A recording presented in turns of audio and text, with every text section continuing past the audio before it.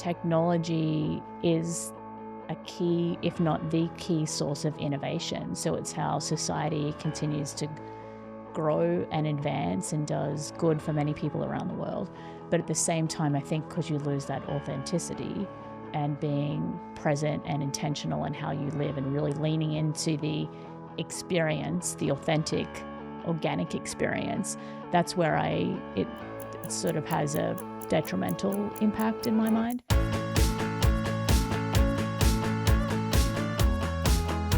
Welcome to the Oxford Talks podcast. How are you feeling today? Really excited to be here, Waleed. Thank you for inviting me. Amazing. And for those of us who don't know what you do, what do you do?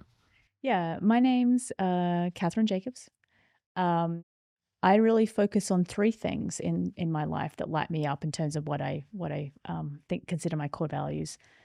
I explore, I seek. It's probably the first two things that I'd call out. And I also professionally am concentrate on being a technologist. So work with companies and organizations and individuals thinking about how best to incorporate technology into their lives. And in your own sort of, for your definition, who is really a technologist? Well, is it someone who just really loves technology or really inspired by it, or kind of a transhumanist attachment to it? Who is a technologist? Yeah, I think about it in terms of quite practical way. So what are the applications for where technology can bring the most value into your day-to-day life? It's not even necessarily about having a full technical understanding of what the technology is, just where is it most valuable in its application? And how do you think about getting the balance right between where it's additive and where it's destructive in its application? And that's quickly evolving. Obviously, technology is something that's changing every day and is moving at a rapid pace. So I think the general population, how they're thinking about use of technology is changing quite quickly. Amazing. And what has been your relationship with technology? Yeah, I probably am. I have a love-hate relationship with it, if I'm honest. So in my professional life, I use technology for very practical mechanisms, but I don't buy into the general mainstream version of technology. I'm a social media antagonist a little bit. I don't really have a social media profile out there so much. But where it really contributes things, we've talked a lot about a lot of cycling expeditions that I've been around the world. I use it very practically in terms of navigation, as an example, telecommunication to stay safe, and connectivity. They're probably the two key areas that I use it. I want to jump into the cycling. Tell me, you mentioned the story about the cycling and what happened and how profound and how important that it is to you. For those of people who haven't seen the Oxford Talk yet, do you want to give it a quick overview of what your journey has been? It's really interesting because obviously we've just done the Oxford Talk together, so it's top of mind for me. I've had a journey for the last 20 years. In cycling around the world. I first set out 20 years ago on the back of a leg injury that I had. And I thought rehab on a bicycle was a really great way to get back in shape. And so I set out on a journey across Africa. I was mind-boggled as to what I saw in terms of culture and other ways that people live in the world. And that lit something up in me that I decided I need more of that. I also really enjoyed that it was a physical activity. So I was getting healthy, but also learning and seeing the world. So what started 20 years ago in Africa has now taken me pretty much to all over the world, every continent except for Antarctica. But I've always chosen places that are more off the beaten path or more off the grid from where people would typically go. That's a much more raw and authentic experience. So one of the philosophies I had, even just general travel, not just cycling, but I've always had a philosophy, which is what I call the McDonald's index. So I would strategically pick places to go that did not have McDonald's because I saw that as a symbolism of Western society, and typically places that And there aren't a don't. lot of places then, isn't it? No, there's a shortening number of places for sure in the world.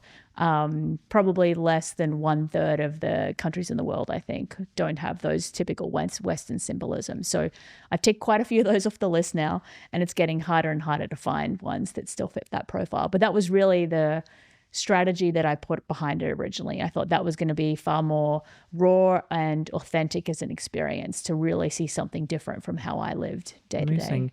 So where do you, if you can find yourself, where does this exploratory kind of a curious nature of you comes from? I honestly don't know. I think I was born this way, to be honest. So Have you always felt that way, I guess? I've always felt that way. So I've always been intrigued by science and geography and biology. They were always my favorite subjects at school. When I was 16, our science teacher and our geography teacher took us on a trip to Papua New Guinea. We hiked along the Kokoda Trail, which is famous for, during World War II.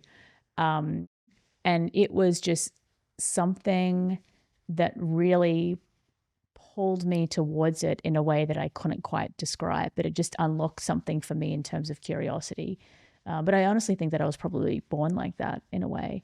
But I've always I live experientially, so I'm always seeking a new experience and something that is more unique, the better.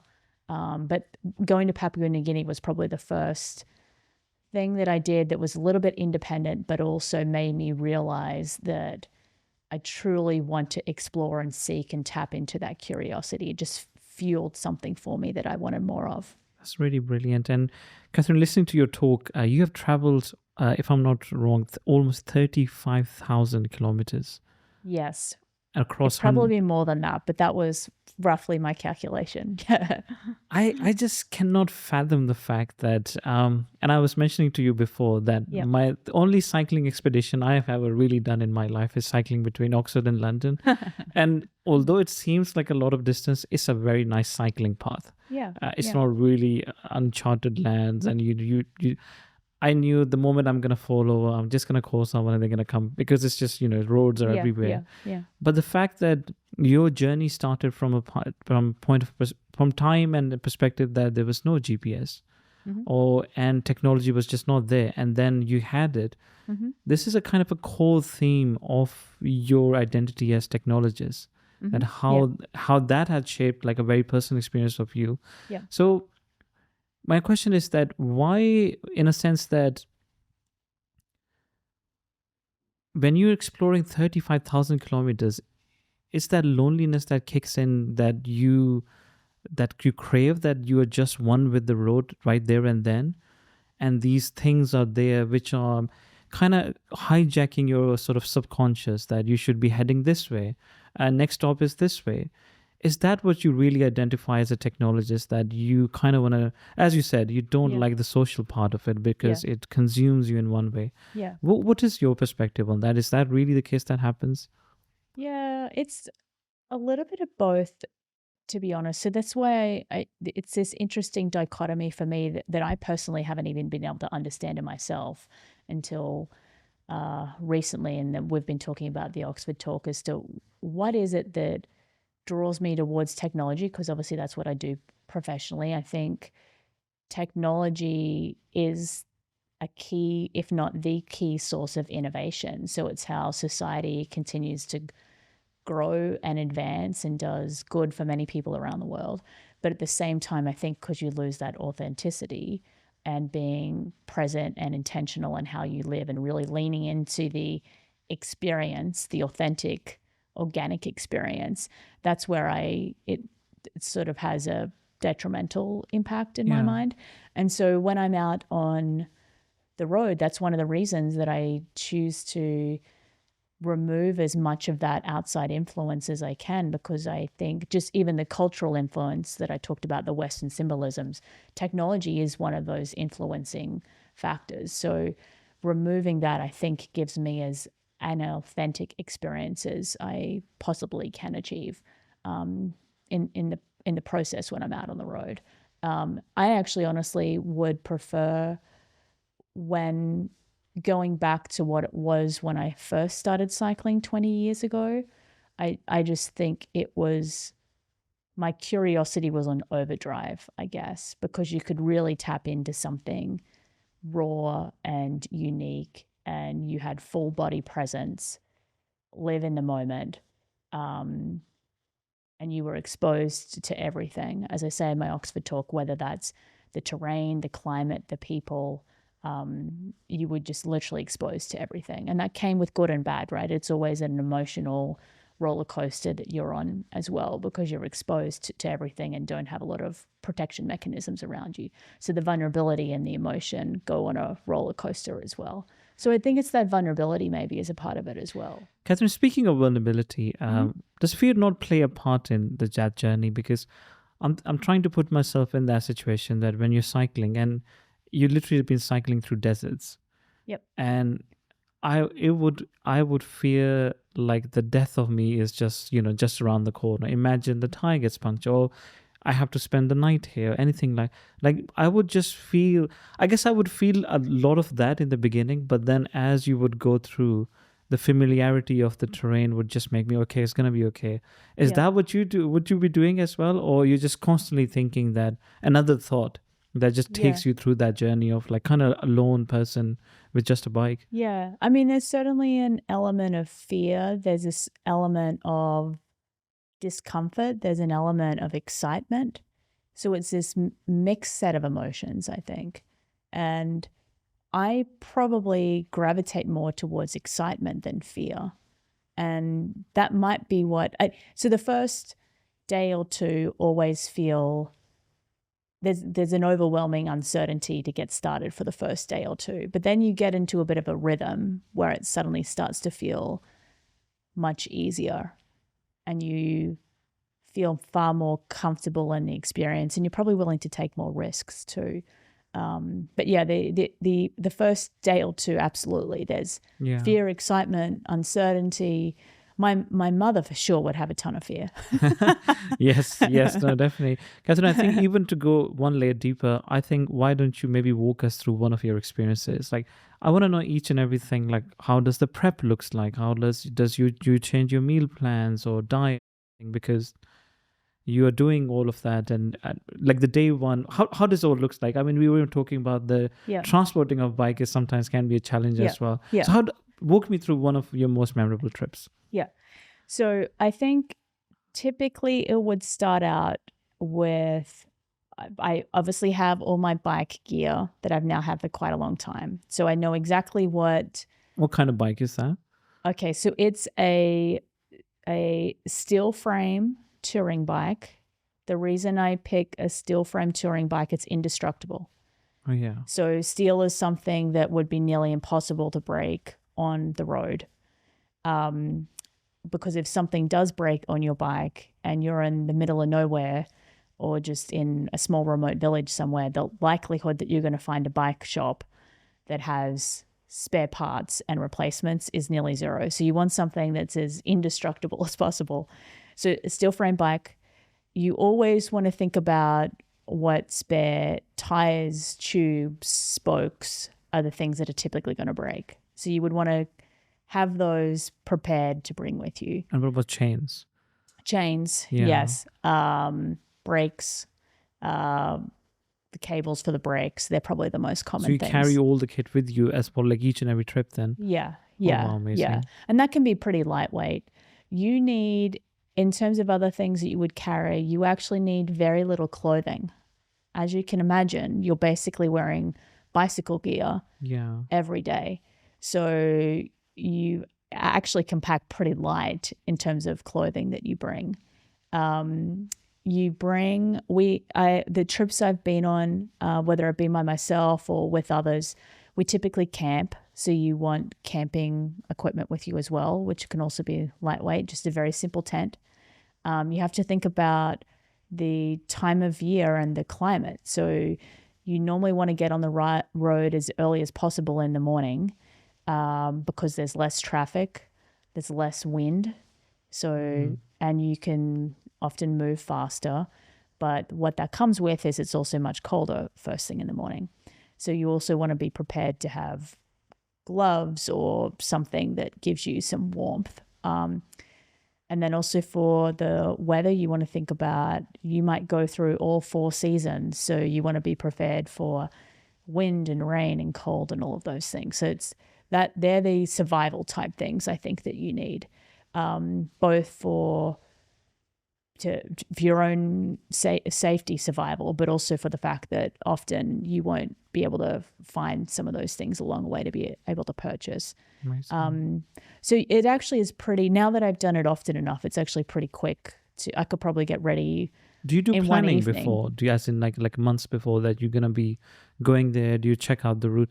The same technology part, that do you really map out everything, or is it like very rough sketches and you just know vaguely? Because if you're saying that you ideally want to go to places where there's just no McDonald's, I can imagine the maps are very sort of whatever the satellites are capturing rather than what's the situation there on ground. Yeah. I've done a combination of things. So sometimes I've mapped out my own routes, which is you can do something indicative and then there'll always be something that is changed once you get there and you see the situation and suddenly there's a road conditions changed. Maybe there's road construction, or there's a bridge that you thought was there to cross the river and it's no longer a bridge. So you need to be a little bit flexible on the fly to adapt. And then I've done other cycling trips where I've joined others, and there'll often be someone who may have done some pre-scouting of the route, or cycling's actually become a really big pastime for a lot of people, cycling expeditions. So you, for a lot of destinations, would now be able to find blogs or reference points that others have put online as well that have made it much easier than what it was 20 years ago. But yeah, it's quite regular now that you'd be able to find something of someone who's been somewhere that's logged a bit of a historical record of where they went and what they would avoid doing again. Yeah. But the most important thing really is to focus on staying as far away from the main highways as possible. And so a lot of maps won't necessarily have the back roads on them. So that's where you need to be a bit more flexible and intuitive on the fly, because cycling down a main highway might be both illegal, depending on what country you're in, but also a hazard just based on trucks and traffic, particularly in places where they aren't necessarily used to seeing people on bicycles going down a highway. That I can. I mean, you just rammed into the bus, and that's the end of the trip. Exactly. Where are you planning to go next? Any thoughts? Yeah, I don't know actually. So I will tell you what I'm doing a couple of months from now, which has nothing to do with cycling. But some friends and I are rafting down through the Great Canyon. The Grand Canyon in the US. So the Colorado River runs about 200 miles through the Grand Canyon, and you can get a permit to raft through the river there. So in end of June this year, some friends and I are embarking on that, which will be really fun. I guess we need another podcast in July then to ask how that experience went. And right, so you are shifting from cycling to rafting, and that's going to be happening in June. I wanted to ask you more about on the technology fronts on that. Mm-hmm. How do you feel that your early cycling careers from now and now going down to rafting, and you were telling me that you already mapped it out and you have to get the permit, the technology part of this journey, how it was and how it has been now? From 20 years ago to today? Yes. Just practically, what are the things that have changed? Yes, because you mentioned that you were using GP. Yeah. You didn't have GPSs before, and now you use them. And does that, because you mentioned that for me, that the element of doing the journey would be, oh my God, fearful. Yeah. But for you, it's an excitement. And I feel like the technology, as we were discussing, does play a part in that. If I knew that, as I was telling you, No matter what happens, I'm cycling from Oxford to London. I'll be rescued, whatever. Yes, I'll yes. be enjoying that very much. Yes. But if the fact that I might not be rescued, I might be dead here and be eaten by, scavenging animals or whatever, that might play into how I'm feeling about this whole thing. Yeah, yeah. So I would say, let me compare 20 years ago to today, if that's helpful. So 20 years ago, you're correct. There was no GPS, no satellite phones, things like that.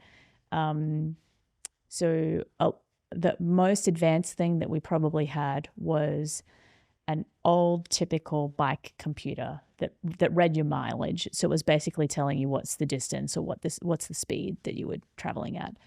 But aside from that, most of it was paper maps or handwritten notes, was about as complex as it got. I certainly remember in terms of connectivity, it was just non-existent in some locations. I mean, the most connected you would be maybe when you got to a larger town or community that had one of the old school internet cafes that you could go in and log in for your 5 minutes to send an email back home.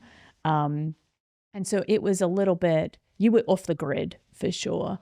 I think there has been a slow progression in that changing over the last 20 years. So I would say the communications and like satellite communications and other things is probably the first thing that I saw started to progress. And certainly that's hugely valuable in terms of safety, because that really is what you said. If you were coming from Oxford to London and you had a satellite phone, you absolutely could get in contact with someone if you were in an emergency situation. So that's probably the biggest one for me. But then the other evolution has been things, as you said, like GPS. Some countries, depending on where you go, you can even get a good enough mobile network to be able to log into your tablet in the middle of nowhere, and maybe you could be streaming Netflix, for example. But it depends a lot on which part of the world that you're in, I think. I think there's a thing that you cannot, I think in Teslas they have the thing that you cannot be watching Netflix and driving. But I don't think there's any rules saying that you cannot be cycling and watching some, good old shows there. Yeah, and I certainly would not recommend that. But in your tent at nighttime, yes, it might be useful to have Netflix sometimes. Yes. Now focus on the road, not on the show. Yeah. Kathryn, how do these things influence us? What do they do to our brain? We are feeling, they help you. These things make you feel safe. But at the same time, now the absence of these things can make you feel not safe anymore. So that's a profound, and safety as humans we are, is a profound feeling to have. Yeah. So what are your thoughts on how these technologies are shaping how we feel about life? Yeah, I think what it's diminishing for me is our awareness and presence and ability to live in the moment, if that makes sense. And so just, actively being aware of, feeling, leaning into a situation or a circumstance that you're in, that presence for me, I think is the main thing that it's taking away from. So I'll give you a really good example. A lot of people, when they're traveling, they may take a lot of photographs. Now, a lot of people taking those photographs may not have sat with the moment and the experience and seen it firsthand with their own eyes and felt the emotion around that before they pulled out their phone and took a photograph immediately. Now, maybe you want both things, because of a photograph's a lasting memory, and what you felt in the moment you might lose that over time. But I think that's a really good example of, if you aren't fully present and feeling the experience, that's where I think the key thing is that technology started to take away from us day to day in terms of just very practically how people live their lives. And do you think it's gonna, because a lot of conversations when people talk about this, they tend to gravitate towards the kind of a doom and gloom situation. Mm-hmm. Yeah.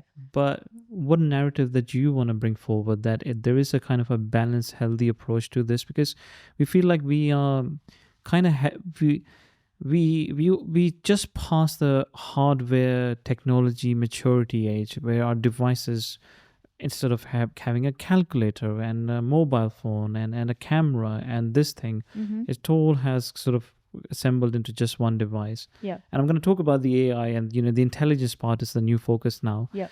Do you think that doom and gloom is not really a healthy way to move forward? Just talk about that all the time. Mm-hmm. The world kind of really needs kind of an, not an oracle, but more on the positive side of things, that it's here, it's there to do a lot of things.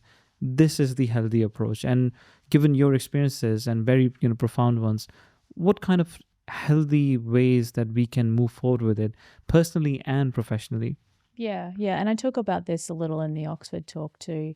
I think for me, the most fundamental decision that each of us need to take as individuals and how we think about adopting technology and where it serves us or where it takes away is really thinking about what are our key goals and core values. So as an example, if you focus a lot on creativity, or you're in the theater community, or your artistic community, you're a painter, for example, a lot of people out there right now would be saying generative AI will take away from the need to write screenplays, as a practical example. You could have a tool do that for you. But it loses the substance and the depth and the creativity to it. So that's where I think there's a bit of a fine balance, and it's down to an individual personal decision as to what your goal is and what are your core values and where do you think it adds and where it takes away. But do you not think so that it has been the case already, and people are just making too much like a noise about this? Because Yeah. as Picasso said, great artists do steal. and and I think as a child, when you're born, everything you do, and the environment has to do a lot to it. The schools you go to, the subjects you are interested in, so your experiences which the world gives you, you take them and you reshape them Mm-hmm. into something new, and you get to call it your own, and you can, legally speaking, you can trademark them. Mm-hmm. It's, but even if, for example, if I even, let's say, the iPhones is a very sort of physical example, the components of it are some other people have come up with the screens, the transistors, and all of that, but the careful assembly of it in that shape or form, that's your thing. That's Apple. Yeah. That's their proprietary technology. Yeah. Don't you think that the AI is kind of helping us just do just that? That there's kind of no new thing under the sun anymore, but it's a new assembly, and it has just democratized. I know a lot of people hate that word in technology. That is Yeah. democratized, that the assembly architecture, that you don't Yeah. need a factory to get to the answer, that what would this assembly look like. You can Yeah. just type it up, and all the other human knowledge will be gone through and will be giving you an answer. Yeah. So that is, Yeah. it's a great thing, right? Yeah, and it is fair to what you're saying. So actually, when I first started out on my professional life, I was doing a lot in the research and development and innovation space.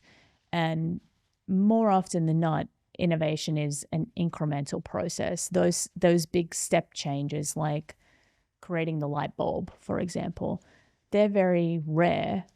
And most innovation progress is through incremental steps. So I think what you just said is spot on, that it's different assemblies or different thought processes have that incremental nature to them.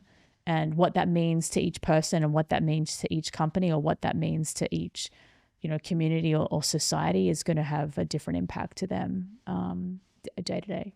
What are your thoughts then, how AI is going to change our personal lives, actually? I think it's going to have both good and bad implications. So again, I think in practical terms. So practically day to day, I certainly use it to help me do administrative type tasks at work, write the email, synthesize meeting notes, for example. And I think that's great. That's a great source of efficiency and productivity that we didn't have even, honestly, 2 or 3 years ago. Where I think it takes away a little bit, so I have 2 nieces, they're 5 and 8. They are now set out on their school journey back home in Australia. And what I am maybe a little bit concerned by for them is how does the education and knowledge and learning experience change? And that's not something that's just relevant to school children. We're obviously, as adults and for our entire life, we're on a learning journey and self-reflection and new knowledge and all of those things. That's the piece that I think we lose the depth around when generative AI will be able to give us quick, easy answers to problems or solution statements that we put out there. And that's where I wanted to head into that. I think, just for the listeners, that the transhumanist movement, I feel like that is kind of becoming more and more sort of evident, that the more and more our sort of day-to-day tasks are going to be taken over by kind of like agentic AI.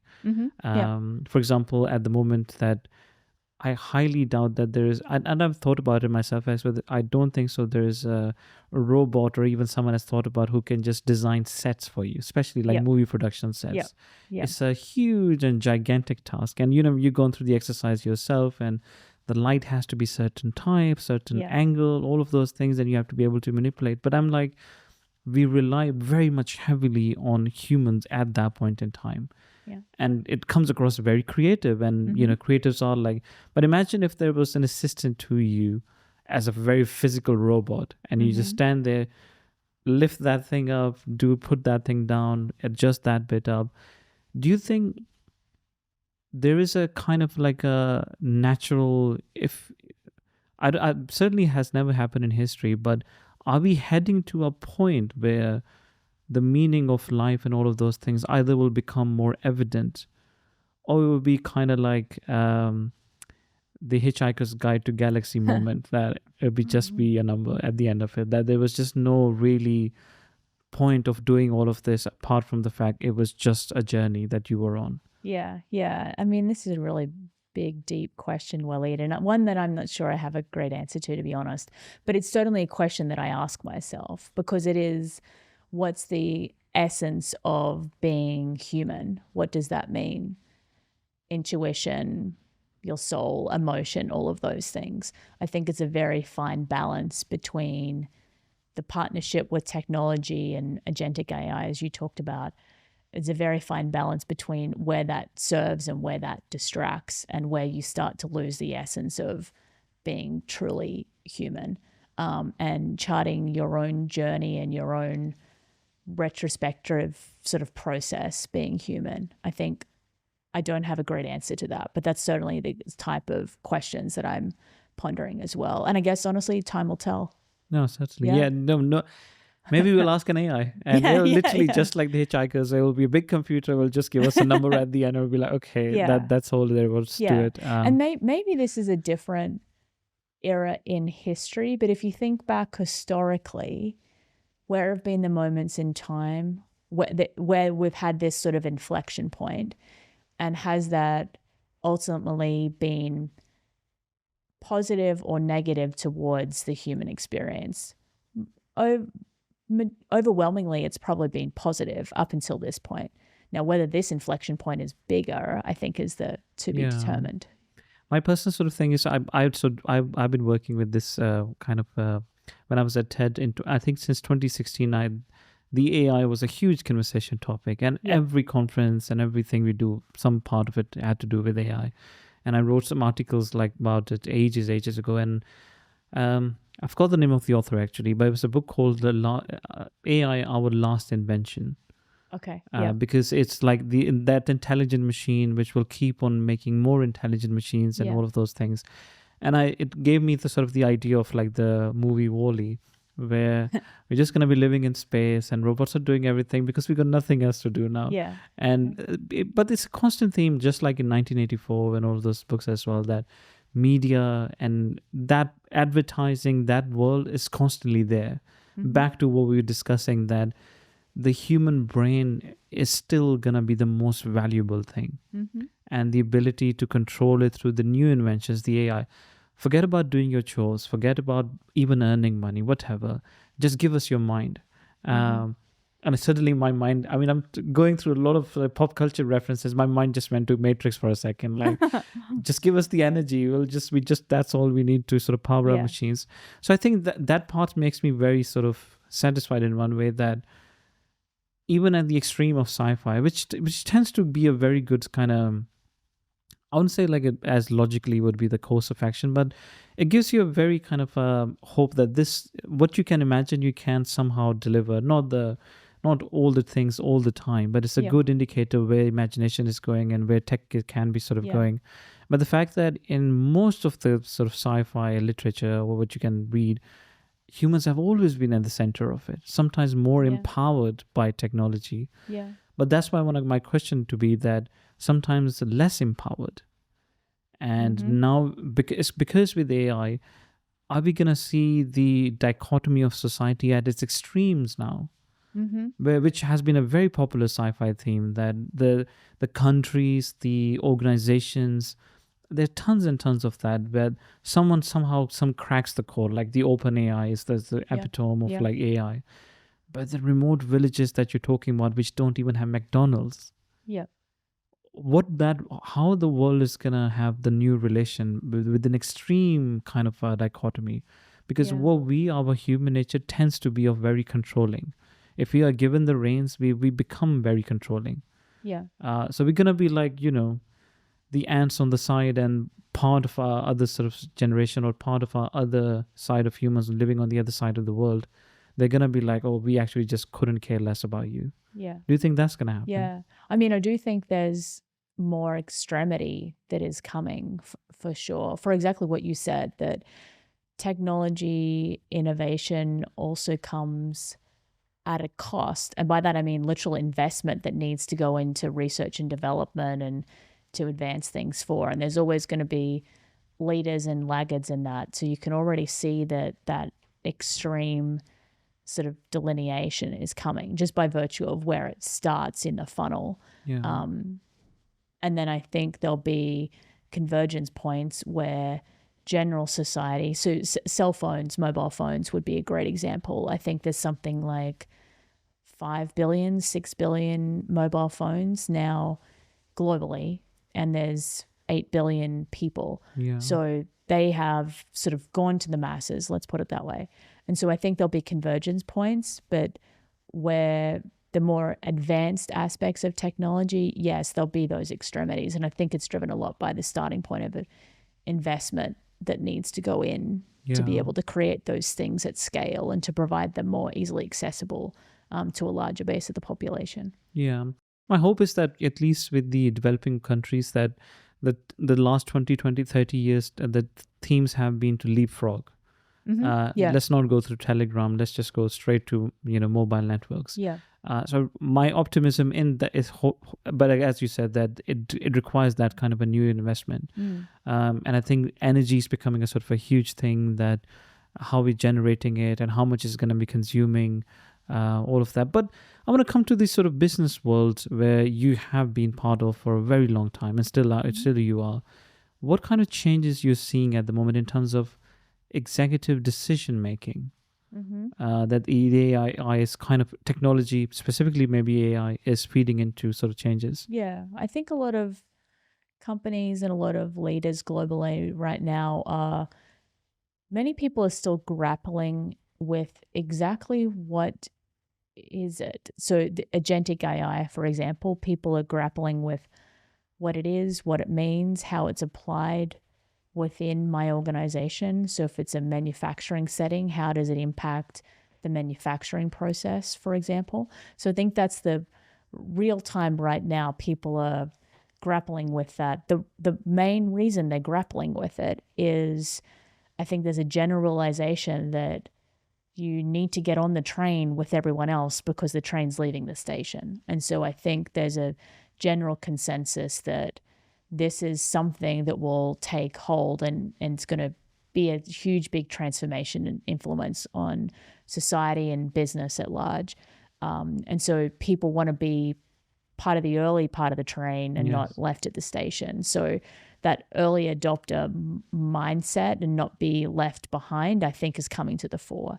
And so people are also thinking about how do we take the first step into this when it's still in its burgeoning stages? What's the right first steps that we need to take into this to not be left behind, but also not to go all in and back to the investment point, put too much investment in when there's still going to be winners and losers in the market, I guess. So it's sort of striking that balance of how early progressive do we want to be versus not be left behind.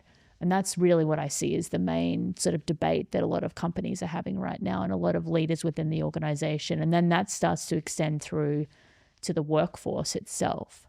So fundamentally, the skills and activities of what people are going to do in their professional lives, in their work environment day to day will fundamentally change. And so how do you address that for the current workforce that you have today, but also be prepared for the future workforce that you will need come into the organization? So that's probably the second biggest area that people are really honing into right now to work out how to address. And how leaders are persuading that. We had a sort of business leader just recently on our podcast, and for them, the emphasis on kind of retraining up of the sort of workforce. Yep. That is the first thing, because otherwise people are going to be left out of their jobs. Yeah. Which is, I think now we thought the creativity was going to be the last thing machines are going to touch. Yeah. It became completely the opposite way. That was the first thing it touched, and in a very profound way, especially the generative part of it. Yeah.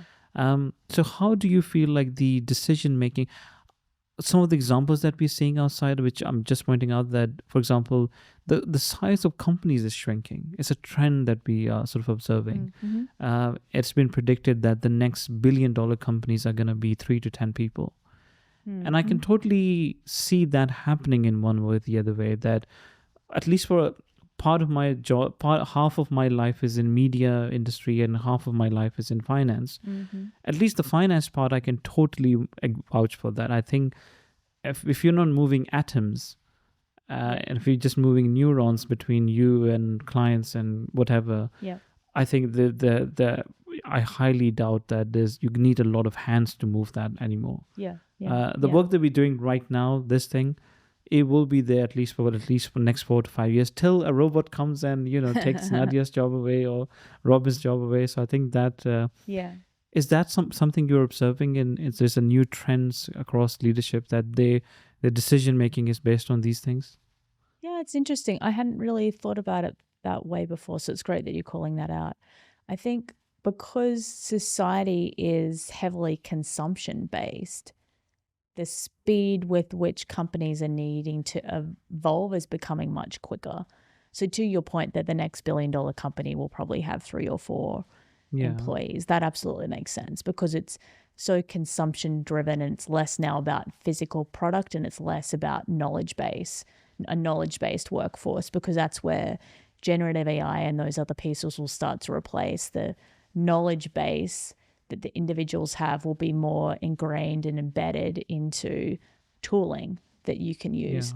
And so that, I think, is sort of maybe some of the decision and thought process that a lot of companies are aware is on the horizon, but a lot of them don't think that they need to take immediate decisions around. So it's more of, if we're casting out to 3 to 5 years from now, these are the types of things that will become real. But right now, just what are the practical decisions that we need to take? How do we start to put in place the tooling? And a lot of companies that I work with, the biggest thing that they're trying to address right now is just the data. So back to consumption-based economy creates huge volumes of data, both in a manufacturing scenario, a retail scenario, basically any part of the industry and economy that you work in. There's a huge volume of data that's created. Most companies aren't able to step towards AI or analytics or automation and use that to take good decisions, correct decisions that you're going to trust in, if you don't have good quality or believe in the quality or don't even have access to data. And so I think a lot of companies, that's sort of the immediate decision process that they're going through now. Like, how do we get the fundamental stuff stood up so we can work towards some of the more advanced things that we know are coming? Amazing. And did that answer the question? It did. It Yeah. did. And it brought me back to your Oxford talk, actually. And Okay. Yeah. for the listeners, without revealing it too much, because you still have to watch the talk first. Okay. Yeah. There's a very profound question an old Romanian person Yeah. asked you. Yeah. I'm not going to reveal the question at all, of course, because, this is, you have to buy into the talk. It's free, by the way. There's no buying. Do you think just zooming out on what the conversation we are having, and sort of expanding it further 10 years into the road, do you think another person would be standing at the end? What question it would ask you specifically, especially your journey as a technologist? What question is technology asking me? What question that Romanian guy would ask you? In 10 years from now? Oh, that's a great question. Can I think about it? Yeah, Can you give me a couple of seconds to think about it? I mean, I have no idea. I actually think, so let's pretend for a minute that we're in his shoes from 10 years from now. He most likely will have his own mobile phone. He probably has more instant access to media and communications and, news and things like that. I think he would flip it on me. So so the situation that we're talking about in my Oxford talk story, with my bicycle, he's asking about some of my gadgets. Yes. I think he would flip it around to me 10 years from now and be more curious as to what, not in his immediate vicinity, but what else is out there from my lived experience in my home location rather than in his home location. So I think it would feel less strange for him to see someone with a bicycle and with a, fancy looking GPS. I think that will become more normal and mainstream, even in his day-to-day world, right? Yeah. He would be also thinking ahead as to, okay, so what else is out there in your day-to-day existence back in the US or Australia or wherever you are? What is it that you most benefit from in that society, and how do I start to take advantage of that in Romania? Whether that be, agricultural stuff, medicine stuff, things like that. That's probably what comes to mind straight away. Like, I think it would be, because globally, as a society, we're going to all start to catch up to one another quicker, I think. I love that answer. Seriously, genuinely. Okay. Yeah. Reason being, because I'm not sure how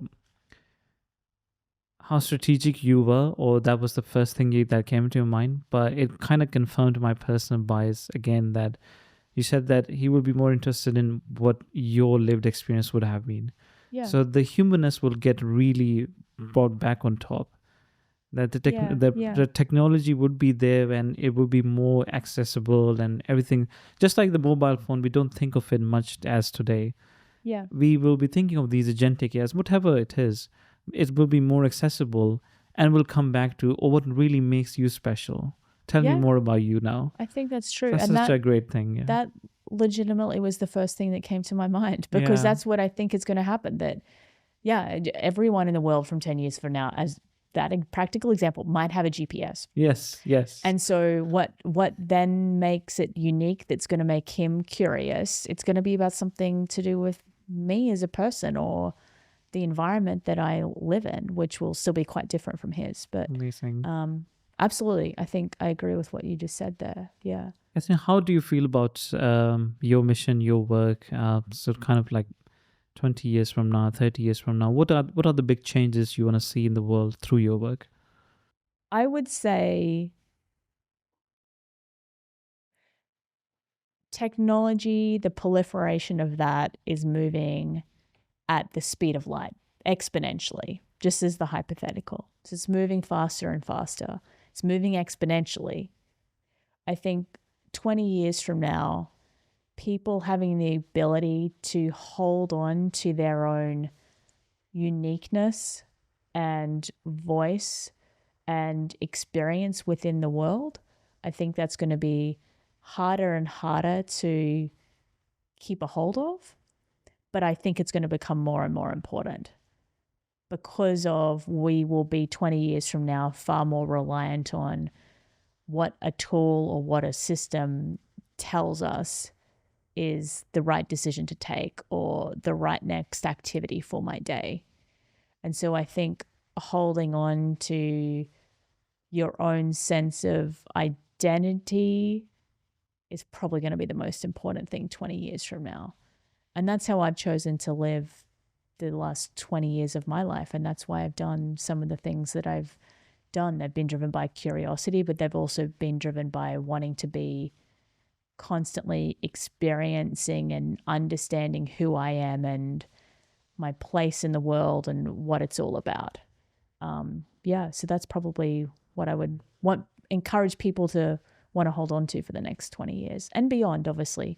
Amazing. No, of course. Kathryn, we have a tradition on the podcast that every guest who comes, they tell us about that one book that really had a profound effect on them. Speaking about human connections, what we're going to do is we're going to buy that book and give it to one of the audience members who we feel relevant to this conversation and help them connect with you. Because we thought, yes, we post about these things online and it's the reels and TikToks, whatever. Yep.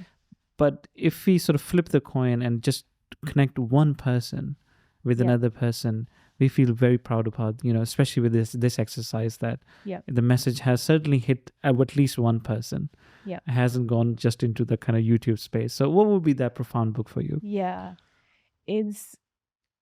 I'll give you the answer that popped into my head straight away. And we've talked about this in a previous conversation. You may not like the answer, so I can come up with a different one if need be. The thing that resonates with me most strongly, that always has, even from when I was probably 3 or 4 years old, is National Geographic. Yes. And so the magazines with all of the spectacular places and people that is just out there in the world, I have always gravitated to that since I was 3 years old. And so that was the thing that popped into my head immediately. That may not answer the question that you wanted me to. I just saw all the money leaving the bank because suddenly we have to buy all the magazines and send them out to people. So no, I think I think I'm recalling that conversation, and Nat Geo has been. Remember the campaign we talked about? There was an ad campaign. Let's Get Lost. Yeah. Very simple yet very profound, and I think Nat Geo definitely in the world of media and everything, it certainly occupies a very sort of special space. The exploration of the world itself, the human nature along with it, and educating. I mean, as a kid, I used to turn on the TV and I would be very excited to see, they used to build up stories around animals. Yeah. And I remember being very little, like maybe perhaps 4 or 5, and I thought that the animals do have that kind of life as they're portraying, because then we would name them. This is John, and this is this person, and this is that, and they are mating, and they're doing this. And I was like, oh, wow, Animal Kingdom is beautiful, and all of this is, but of course, it was never true. So I think, we'll work around something. Maybe Nat, you can be a sponsor of this one. There you go. There's a plug. But no, we will work along those lines and see what we can do in terms of connecting you with someone who loves that as well. Yeah. And that's just, as I said, my parents had a subscription when I was growing up, and that's one of my earliest memories, just flicking through the pages of the magazines. And growing up in Australia is so far away from the rest of the world. And so it just pulls you towards what's out there. Yeah. Amazing. Yeah. Kathryn, it was a pleasure to be in conversation with you. Thank you so much for being on the podcast. Thank you, Waleed. Thank you for having me. Thank you so much.